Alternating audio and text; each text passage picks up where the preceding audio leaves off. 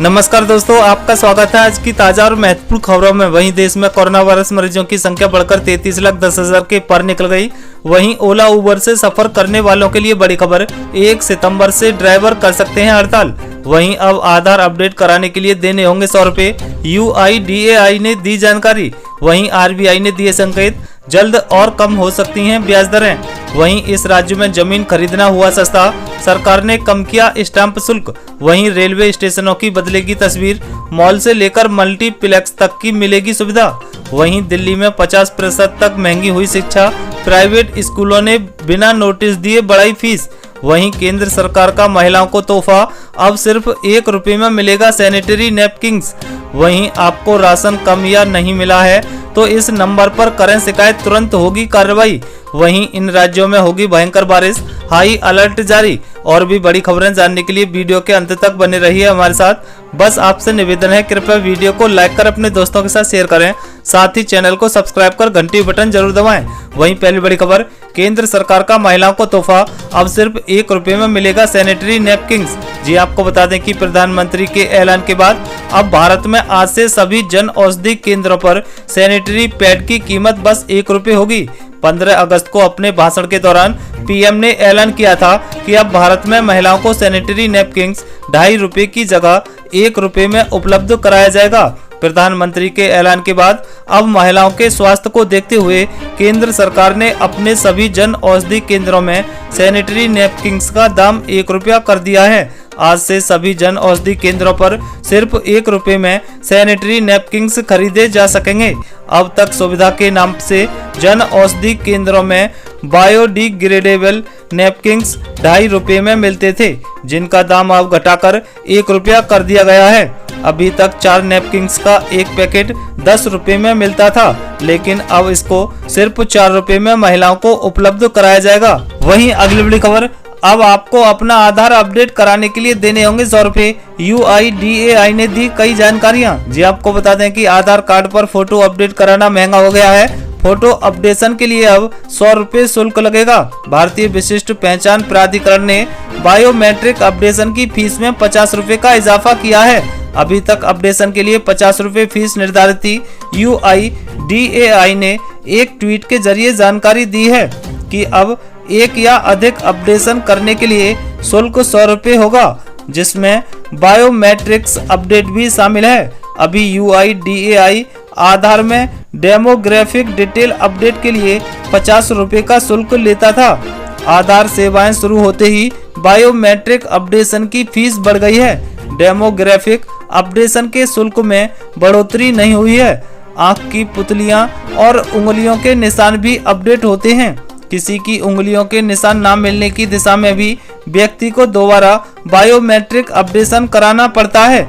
इसके लिए ही फीस 100 रुपए हुई है, जबकि नाम, पता, उम्र, मोबाइल नंबर और ईमेल को दुरुस्त कराने के लिए पहले की तरह से 50 रुपए ही चुकाने होंगे। वहीं अगली बड़ी खबर, ओला उबर से सफर करने वालों के लिए बड़ी खबर, 1 सितंबर से ड्राइवर कर सकते हैं हड़ताल। जी आपको बता दें कि ऐप आधारित कार सेवा मुहैया कराने वाली कंपनी ओला और उबर के ड्राइवरों ने दिल्ली NCR में 1 सितंबर से हड़ताल की धमकी दी है।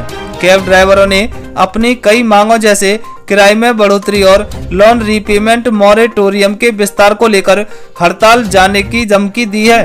दिल्ली के सर्वोदय ड्राइवर्स एसोसिएशन के अध्यक्ष कमलजीत सिंह गिल ने कहा है कि अगर सरकार हमारी समस्याओं को हल करने में विफल रहती है तो कैब एग्रीगेटर्स के साथ काम करने वाले लगभग 2 लाख ड्राइवर हड़ताल में शामिल होंगे। आपको बता दें कि कैब ड्राइवरों द्वारा सर्कुलेट किए गए एक पर्चे के मुताबिक 31 दिसंबर तक लोन मॉरेटोरियम को बढ़ाने, कैब एग्रीगेटर्स द्वारा कमीशन में बढ़ोतरी और तेज गति से गाड़ी चलाने के खिलाफ जारी ई-चालान को वापस लेने की मांग की गई है। कैब एग्रीगेटर्स के ड्राइवरों द्वारा हड़ताल से बड़ी संख्या में यात्रियों को परेशानी हो सकती है। वहीं अगली बड़ी खबर, रेलवे स्टेशनों की बदलेगी तस्वीर, मॉल से लेकर मल्टीप्लेक्स तक की मिलेगी सुविधा। जी आपको बता दें कि लंबे समय तक नजरअंदाज रही देश की लाइफ लाइन रेलवे की अब तस्वीर बदलने जा रही है। रेल मंत्रालय देश के 400 स्टेशनों को एयरपोर्ट की तर्ज पर विकसित करने का काम तेजी से आगे बढ़ा रहा है। पहले चरण में 74 स्टेशनों पर काम किया जा रहा है। इन स्टेशनों पर शॉपिंग मॉल से लेकर मल्टीप्लेक्स तक की सुविधा मिलेगी, जिसमें जहां रेलवे की कमाई में बढ़ोतरी होगी, वहीं लोगों को भी मनोरंजन और शॉपिंग के नए ठिकाने मिल सकेंगे। IRSDC के MD SK लोहिया के मुताबिक नए रेलवे स्टेशनों में भव्यता के साथ साथ यात्रियों की जरूरतों और मनोरंजन का भी ख्याल रखा जाएगा। पहले चरण में देश के 74 रेलवे स्टेशनों पर काम जारी है। ये railway station public private partnership के तहत विकसित किए जा रहे हैं। इनमें से गांधीनगर और भोपाल के हबीबगंज रेलवे स्टेशन इसी साल दिसंबर तक बनकर तैयार हो जाएंगे। वहीं अगली बड़ी खबर, दिल्ली में 50% तक महंगी हुई शिक्षा, प्राइवेट स्कूलों ने बिना नोटिस बढ़ाई फीस। जी आपको बता दें कि कोरोना वायरस के कारण बाजार में आई मंदी के चलते जहां एक तरफ छोटे बड़े कई कारोबार बंद होने के कगार पर आ गए हैं, तो ऐसे में राष्ट्रीय राजधानी दिल्ली में शिक्षा महंगी हो गई है। यहाँ के प्राइवेट स्कूलों ने फीस में 50% तक की बढ़ोतरी का ऐलान कर दिया है। इस खबर ने पेरेंट्स की चिंता को कई गुना बढ़ा दिया है। दिल्ली की रहने वाली शिल्पा अरोड़ा ने बताया है कि उनके दोनों बच्चे एक बड़े प्राइवेट स्कूल में पढ़ते हैं, लेकिन इस बार जब उन्होंने फीस भरने के लिए ऑनलाइन पोर्टल खोला तो उन्हें पता चला कि फीस करीब 4000 रुपए तक बढ़ चुकी है। पहले उन्हें एक बच्चे की फीस के लिए हर महीने 9100 रुपए भरने होते थे, वहीं इस बार उनसे 13414 रुपए फीस मांगी जा रही है। शिल्पा परेशान है कि कैसे वह बढ़ी हुई फीस स्कूल में जमा कराएं, क्योंकि महामारी की वजह से पैसों की तंगी पहले से ही सताने लगी है। वहीं अगली बड़ी खबर, देश में कोरोना वायरस मरीजों की संख्या बढ़कर 33,10,000 के पार, पिछले 24 घंटों में 75,760 नए मामले। जी आपको बता दें कि देश में कोरोना वायरस का कहर लगातार बढ़ता ही जा रहा है। स्वास्थ्य मंत्रालय के ताजा आंकड़ों के मुताबिक पिछले 24 घंटों के अंदर कोविड-19 के 75,760 नए मामले सामने आए हैं और 1023 मरीजों की मौत हुई है। अब देश में पॉजिटिव मामलों की संख्या बढ़कर 33,10,235 हो गई है, जिसमें से 7,25,991 सक्रिय मामले हैं, जबकि 25,23,772 लोग ठीक हो चुके हैं। कोरोना वायरस से अब तक 60,472 मरीजों की मौत हो चुकी है। वहीं अगली बड़ी खबर, GST काउंसिल का बड़ा फैसला, सस्ती नहीं होगी बाइक और मोटरसाइकिल। जी आपको बता दें कि गुरुवार को GST परिषद की 41वीं बैठक हुई। बैठक में दोपहिया वाहनों पर टैक्स रेट के सिलसिले में कुछ नहीं कहा, जबकि उम्मीद की जा रही थी कि बैठक में दोपहिया वाहनों पर GST रेट में कटौती की जा सकती है। वास्तव में आज की बैठक से पहले केंद्रीय वित्त मंत्री निर्मला सीतारमण ने दोपहिया वाहनों पर GST दर में कटौती का संकेत दिया था। आज हुई अहम बैठक में राज्यों को बकाया मुआवजे के अलावा दोपहिया वाहनों पर GST रेट में कटौती पर भी नजर थी। हालांकि फिलहाल केंद्र सरकार ने इस मामले में कोई राहत नहीं दी है। दोपहिया वाहनों पर GST दरों को कम करने की आवश्यकता के बारे में एक सवाल के जवाब में हाल ही में वित्त मंत्री सीतारमण ने कहा था कि वास्तव में एक अच्छा सुझाव था, क्योंकि कैटेगरी ना तो लग्जरी है और ना ही सिन वस्तु है, और इसीलिए यहाँ GST रेट में संशोधन की गुंजाइश है। मगर इस संकेत के बावजूद उन्होंने रेट में कटौती पर कोई बयान नहीं दिया, यानी दोपहिया वाहनों पर पहले की तरह GST रेट बरकरार रहेगी।